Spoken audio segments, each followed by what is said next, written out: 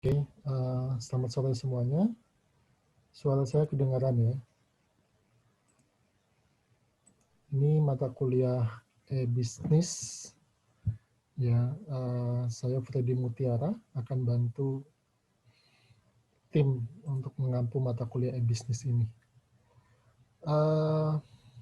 Kita pakai Zoom 40 menitan, jadi kalau nanti Zoom-nya habis, silakan join lagi gitu ya. Paling pol kita 2 kali perpanjangan gitu ya. Suara saya terdengar dan screen share saya terlihat, teman-teman? Terlihat, Pak. Oke. Ya, Pak, terdengar dan terlihat. Ya. Hari ini kita bicara tentang security atau keamanan dari sistem e-bisnis maupun e-commerce ya saudara-saudara. Ya. Jadi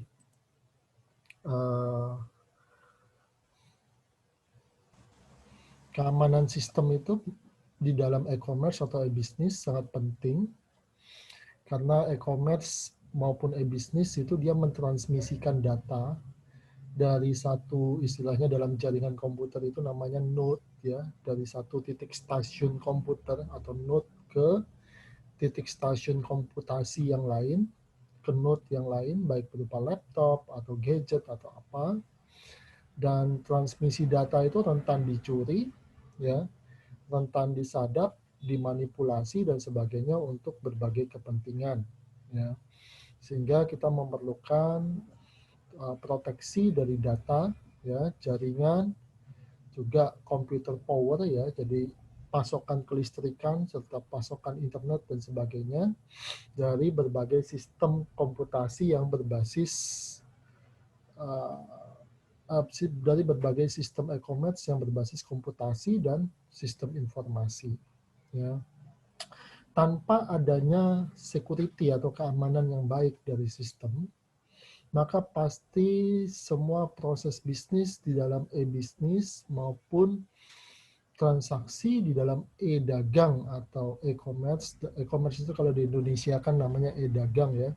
Pasti dia tidak akan bisa berjalan dengan baik ya. Pasti orang tidak akan percaya untuk bertransaksi menggunakan e-commerce atau e-dagang ini. Ya, ini ada beberapa ancaman ya.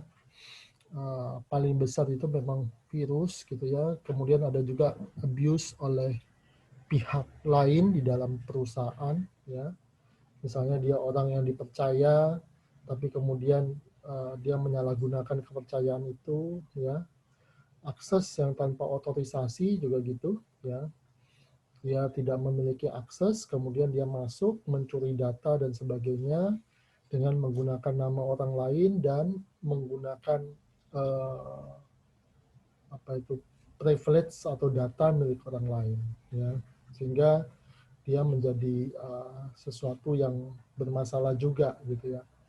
Beberapa waktu yang lalu saya bahkan membaca tentang bagaimana seseorang bisa mendapati adanya transaksi-transaksi ilegal di dalam basis e-commerce dia gitu ya, kartu kredit dan sebagainya, yang asal muasalnya itu sepele, yaitu apa? Dari nomor handphone yang terhubung ke perbankan, yang kemudian dia tutup dan ternyata nomor handphone itu dijual lagi ke pihak ketiga oleh operator telekomunikasinya. Ya, sehingga terjadi penyalahgunaan itu. Ya, atau dia secara ilegal diaktifkan lagi gitu ya oleh pihak ketiga dan sehingga dia menimbulkan masalah keamanan di dalam sistem. Ya. Kemudian juga ada masalah seperti serangan-serangan cyber ya, misalnya denial of service. Ya, denial of service itu adalah semacam serangan yang nanti serangan dalam bentuk komputasi ya, jadi bukan serangan fisik, serangan cyber yang nanti akan membuat resource atau sumber daya komputasi kita itu menjadi penuh gitu ya, resource atau sumber daya komputasi kita itu menjadi penuh dan kemudian tidak bisa lagi melayani komputasi untuk keperluan e-bisnis atau e-commerce-nya. Ya, jadi sumber daya seperti memori, prosesor, dan sebagainya itu seperti disedot oleh aktivitas yang lain, tapi padahal itu sebuah serangan cyber. Ya. Bisa juga dalam bentuk abuse, pesan, spam, dan sebagainya, bots ya juga ada gitu ya, jadi serangan cyber dalam bentuk program yang otomatis, yang dia bisa mencoba-coba password kita dan sebagainya gitu ya. Makanya kalau kita menggunakan password itu diminta menggunakan password yang unik gitu ya, yang kombinasi angka, huruf, dan kombinasi-kombinasi yang lain sehingga tidak mudah dibobol, karena ada software yang bisa untuk melakukan percobaan password. Nah, kalau password kita itu tidak unik ya, trial itu bisa dilakukan dalam sekian ribu kali dan dia bisa tembus. Tapi kalau passwordnya unik ya, sangat unik, membutuhkan mungkin sekian miliar kali trial untuk bisa tembus gitu ya. Jadi perbedaannya itu akan signifikan ya. Kemudian dalam bentuk pencurian data konsumen, nah ini juga bisa menjadi masalah ya, karena pencurian data konsumen ini kemudian akan menyebabkan data Anda menjadi tidak aman gitu ya. Tidak ditransaksikan secara ilegal misalnya. Yang paling kecil risikonya misalnya Anda tiba-tiba dihubungi oleh marketing dari perusahaan lain yang sebelumnya Anda tidak pernah memberikan kontak, tiba-tiba Anda dihubungi oleh perusahaan marketing, itu ada kemungkinan terjadi penyalahgunaan, abuse terhadap data Anda. Ya. Nah, di situ banyak serangan-serangan yang bisa terjadi. Ya. Nah, kemudian ini adalah model-model keamanan sistem yang biasa dipakai gitu ya. Di situ ada software antivirus, itu yang paling lazim ya.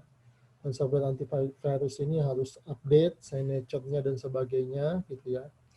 Dan sistem kita itu bisa mendeteksi misalnya ada user, ada pengguna sistem yang sistem antivirusnya tidak update gitu ya. Jadi sistem antivirusnya justru masih lama gitu ya. Nah, itu dia bisa mendeteksi dan sistem itu bisa mencegah Anda untuk masuk ke dalam sistem e-commerce-nya itu. Itu namanya correction data ya, fungsi correction. Bisa juga dalam bentuk firewall ya. Kayak firewall itu dia akan memfilter paket-paket data yang akan masuk ke dalam suatu jaringan tertentu ya. Kalau paket datanya itu tidak cukup misalnya, tidak memadai misalnya, maka keamanannya ya tidak memadai, maka paket data itu tidak bisa masuk ke dalam satu jaringan komputer ya. Tentu saja ada kemungkinan kesulitan yang timbul karena keamanan sistem itu berbanding terbalik dengan kenyamanan gitu ya. Makin aman, maka biasanya makin tidak praktis, makin tidak nyaman. Tapi makin praktis, makin enak di prosedur dan proses di dalam sistem itu, biasanya dia makin tidak aman gitu ya. Nah, kita harus membalance, menyeimbangkan di antara kedua hal tersebut. Bagaimana dia tetap aman, tetapi jangan sampai nanti misalnya mempersulit gitu ya. Tapi jangan juga nanti terlalu mudah tapi tidak aman. Jadi membalance di antara kedua hal itu ya.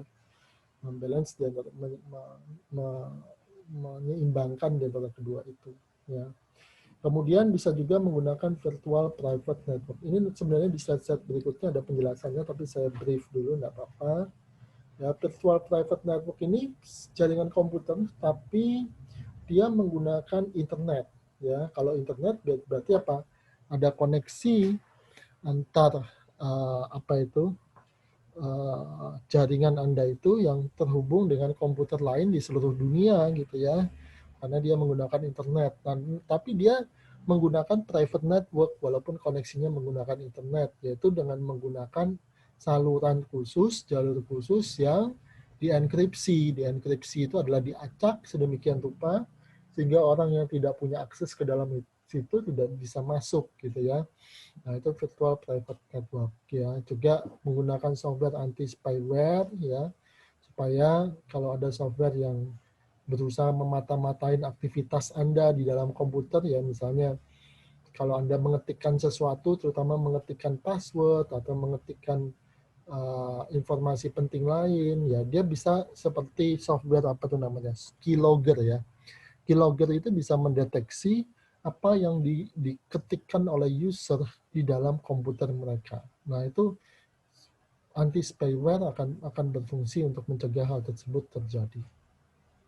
Kemudian mengenkripsi atau mengacak data yang transit gitu ya. Jadi data itu dari satu komputer ke komputer yang lain di dalam jaringan komputer atau di dalam computer networks, dia bisa transit ya. Ini mau habis ya, kurang dari 1 menit. Nanti kalau sudah habis silakan join lagi ya teman-teman.